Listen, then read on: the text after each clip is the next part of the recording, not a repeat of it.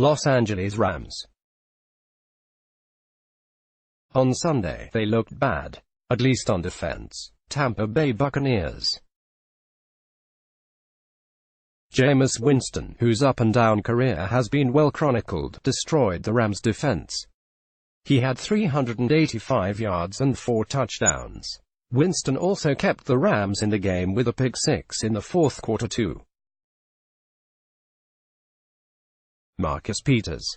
The Buccaneers marched down for a field goal to take an 8-point lead. Data-reactid equals 17. Greater than the Tampa Bay Buccaneers came into the Los Angeles Coliseum and had no trouble scoring on the Rams. Jameis Winston, whose up-and-down career has been well chronicled, destroyed the Rams' defense. He had 385 yards and 4 touchdowns. Winston also kept the Rams in the game with a pick six in the fourth quarter to Marcus Peters because that's what Winston does, but the Rams couldn't get the stop they needed after that. The Buccaneers marched down for a field goal to take an 8-point lead. Ndamukong Shaq Barrett. That gave the Buccaneers 55 points, the most in team history. The Buccaneers won 55-40. Data-reactid equals 18. Greater than then former Ram Ndamukong pounded the final nail in, scooping up a fumble on a strip sack by Shaq Barrett and returning it 37 yards for a touchdown in the final 2 minutes. That gave the Buccaneers 55 points, the most in team history. The Buccaneers won 55-40. Watch live NFL games on the Yahoo Sports app. Download it here. Data-reactid equals 19. Greater than. Watch live NFL games on the Yahoo Sports app. Download it here. Jared Goff. Todd Gurley.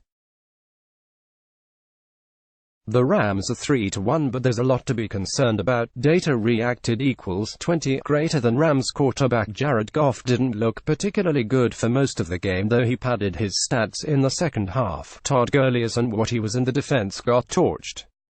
The Rams are 3-1, but there's a lot to be concerned about. Wide receiver Mike Evans of the Tampa Bay Buccaneers catches a long touchdown pass against the Rams. Getty Images. Mora Buccaneers rolled the Rams. The Buccaneers started fast, with a 7-0 lead. It didn't seem that big of a deal. The Rams were expected to win big. But it wasn't just a slow start. Tampa Bay led 21-0 in the second quarter. Receiver Chris Godwin, who was questionable with a hip injury, played and was open all game. The Rams put up yards and points, but most of that came with a huge deficit. Goff missed a lot of throws early as the books opened up a lead. Gurley was more involved in the passing game but was mostly invisible as a runner. And the defense came close to giving up 50 points at home.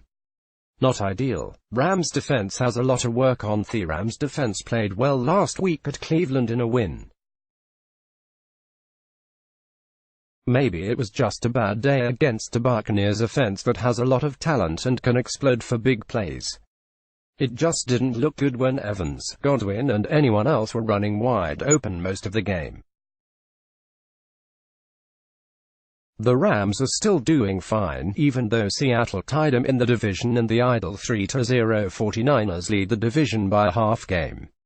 Unlike last season, it seems there will be a race in the NFC West. The Rams aren't going to run away with anything. Tampa Bay is capable, but it was shocking to see it move the ball with ease against the Rams. LA is talented and well coached and probably the favorite in the division. It just won't be easy this time around. Data-reactid equals 41. Greater than. Frank Schwab is a writer for Yahoo Sports. Have a tip? Email him at Have a tip? Email him at shutdown.corner@yahoo.com or follow him on Twitter. Follow at Yahoo Schwab. More from Yahoo Sports. Data-reactid equals 43. Greater than. More from Yahoo Sports.